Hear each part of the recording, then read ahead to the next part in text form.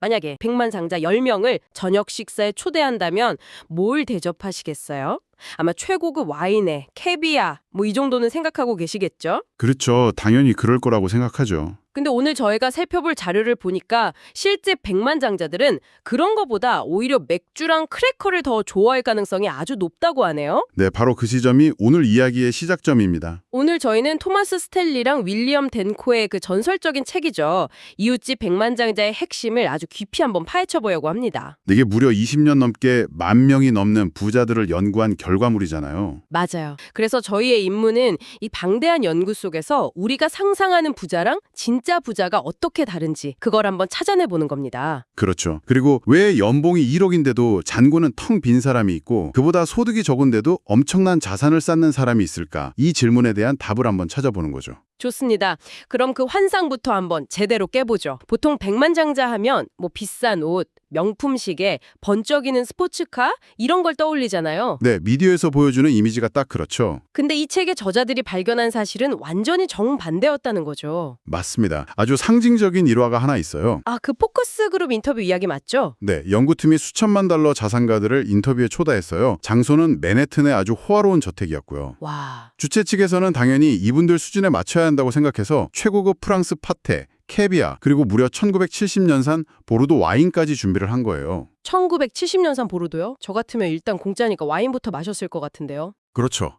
근데 정말 놀랍게도 아무도 그 비싼 음식과 와인에 손을 대지 않았다는 겁니다. 정말요? 왜요? 그래서 진행자가 뭘 좀 드시라고 권했더니 한 69세의 자수성가한 백만장자가 이렇게 대답했대요. 뭐라고요? 저는 스카치 위스키하고 맥주 딱 두 종류만 마십니다. 공짜 맥주하고 버드와이저요. 공짜 맥주하고 버드와이저요? 와, 진짜 예상 밖이네요. 그래서 그 비싼 음식들은 다 어떻게 됐어요? 결국 인터뷰에 참석하지도 않은 신탁회사 간부들이랑 연구원들이 싹 다 먹어치웠다고 합니다.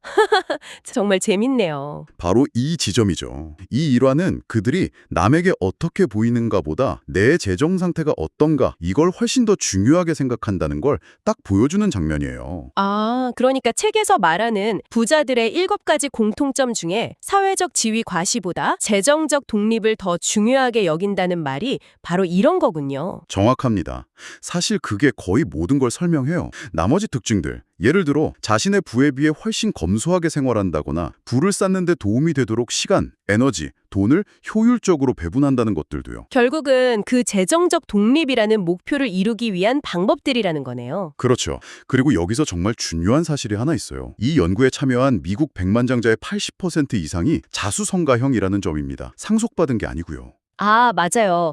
그 점이 정말 놀라웠어요. 우리는 흔히 부자 하면 금수저를 떠올리는데 실제로는 아니라는 거잖아요. 네, 복권 당첨이나 스포츠 스타처럼 한 번에 대박이 난 게 아니라 정말 평범한 직업을 가지고 꾸준히 부를 쌓아온 사람들이 대부분이라는 거죠. 정말 옆집에 살아도 전혀 눈치 못 챌 그런 사람들이겠네요. 맞습니다. 그럼 그 검소함이 대체 어느 정도 수준인지 구체적인 소비 습관을 보면 더 놀라실 거예요. 네, 저도 그 통계 보고 정말 입이 떡 벌어졌습니다. 백만장자들이 평생 가장 비싸게 주고 산 물건 가격들 말이죠. 네. 옷부터 보면요. 백만장자의 절반, 50%가 평생 399달러, 우리 돈으로 한 40만 원이 넘는 정장을 사본 적이 없대요. 네, 1,000달러 이상을 쓴 사람은 10명 중 1명뿐이었고요. 신발이나 시계는 더 심하더라고요. 그렇죠. 50%는 140달러, 약 15만 원 이상 신발을 사본 적 없고 또 다른 50%는 235달러, 약 25만 원 이상 시계를 사본 적이 없다고 답했죠. 잠깐만요. 시계에 25만 원 이상 써본 적 없는 사람이 절반이라고요? 요즘엔 웬만한 스마트워치도 그거보다 비싼데? 혹시 이 데이터가 너무 오래돼서 그런 건 아닐까요?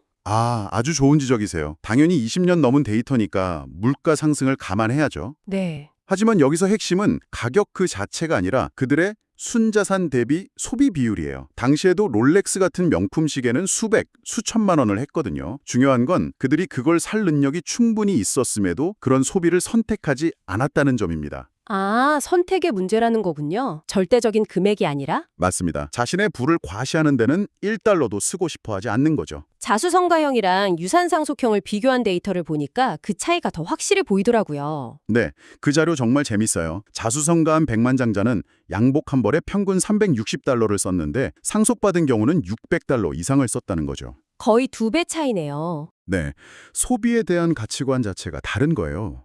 부를 직접 읽어본 사람은 돈의 가치를 아니까 함부로 못 쓰는 반면에 쉽게 돈을 얻은 사람은 그 심리적 장벽이 낮은 거죠. 신용카드 사용 내역은 정말 의외였어요. 그렇죠.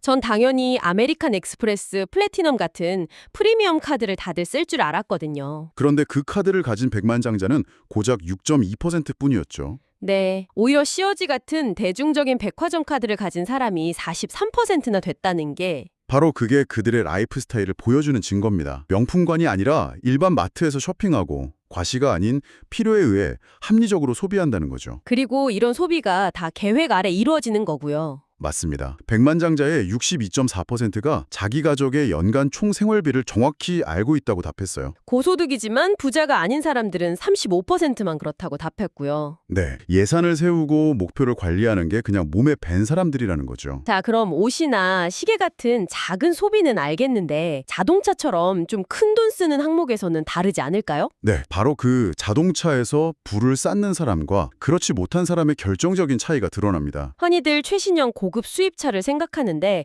전혀 아니라고요. 네, 백만장자의 81%는 리스 대신 현금으로 차를 구매하고요. 최신 연식의 차를 소유한 사람은 23.5%. 그러니까 4명 중 1명도 안 됐어요. 가장 최근에 산 차 평균 가격이 한 2,500만 원. 평생 사본 차 중에 제일 비쌌던 것도 평균 3천만 원 수준이었다는 게 정말 믿기지가 않아요. 그걸 자신의 순자산이랑 비교해보면 그 의미가 더 명확해져요. 네, 30% 이상을 쏟아붓는다고 합니다. 와, 30%요? 자산 대비 소비 규모가 아예 차원이 다르네요. 네, 책에 나오는 그 노스 박사하고 사우스 박사 사례가 이걸 딱 보여주죠. 맞아요. 둘 다 소득이 높은 의사인데 한 명은 부를 축적하는 사람, BAW, 다른 한 명은 그냥 고소득자, UAW죠. 먼저 불을 못 쌓는 사우스 박사부터 보면 이 사람은 6만 5천 달러짜리 고급 수입차를 사기로 해요. 네. 그리고 그걸 가장 싸게 사려고 몇 달 동안 수많은 딜러한테 전화하고 흥정하면서 엄청난 시간과 에너지를 씁니다. 결국 싸게 샀다고 아주 만족해야죠. 아니 근데 그게 언뜻 보기에는 되게 현명한 소비자 같은데요. 발품 팔아서 최저가로 샀으니까요. 바로 그게 함정입니다. 책에서는 이런 행동을 푼돈에는 똑똑하지만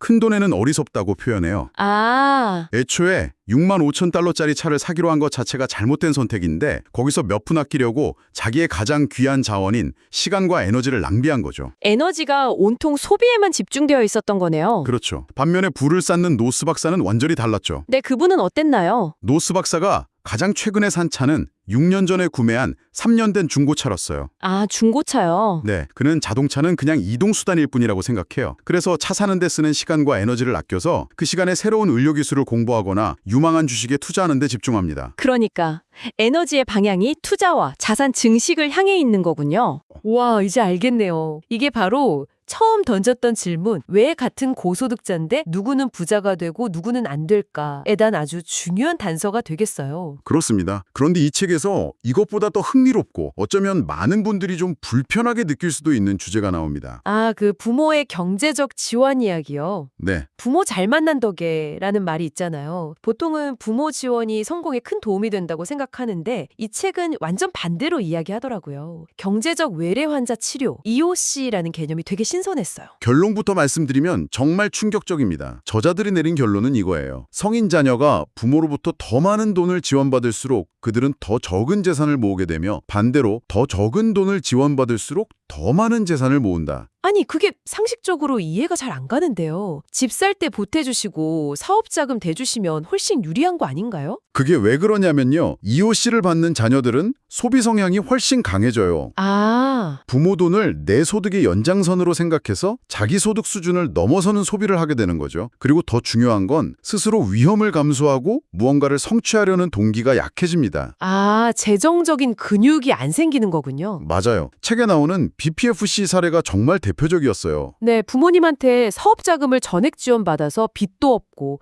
부모님 집에 살면서 생활비 걱정도 없고 심지어 매년 6만 달러 용돈까지 받았죠. 그야말로 온실속 화초 같은 환경이죠. 부모님은 딸이 아무 걱정 없이 살기를 바랐을 거예요. 근데 결과는 정반대였죠. 네, 30대 후반이 되도록 경제적으로나 정신적으로나 부모에게 완전히 의존하게 됐습니다. 사업은 잘 안 되는데 소비 수준은 최상위층이었죠. 45,000달러짜리 차, 5,000달러짜리 시계. 가장 역설적이었던 건 경제적 위험이 거의 없는 환경인데도 정작 본인은 온갖 걱정과 두려움에 시달리고 있었다는 점이에요. 바로 그겁니다. 부모는 딸을 걱정 없는 사람으로 만들고 싶었지만 그 과도한 보호가 오히려 딸을 미래를 두려워하는 무기력한 성인으로 만들어버린 거죠. 스스로 어려움을 헤쳐나가 본 경험이 없으니까요. 그렇죠. 반면에 맨손으로 시작한 자수성가형 사업가들은 훨씬 덜 두려워해요. 이미 수많은 역경을 자기 힘으로 이겨내봤기 때문에 미래에 대한 자신감이 있는 거죠. 결국 불을 쌓는 데 필요한 용기나 절제력 같은 자질들은 돈으로 사거나 물려줄 수 있는 게 아니라는 걸 보여주는 사례네요. 네, 오히려 돈이 그 자질들을 망가뜨릴 수도 있다는 경고이기도 하고요. 진정한 도움은